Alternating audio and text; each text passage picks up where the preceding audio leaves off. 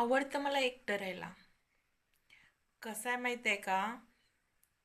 एकटं राहणं हे माझ्या नशिबातच आहे. मग त्याच्या विरोधात मला नाही जायचं आहे.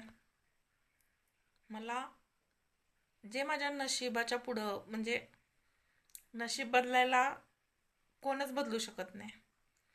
तुम्ही आम्ही अजिबात बदलू शकत नाही. ज्या गोष्टी आपण नको म्हणतो त्याच आपल्या हात घडत असतात. आणि माझ्या बाबतीत हे मी बघितलंय.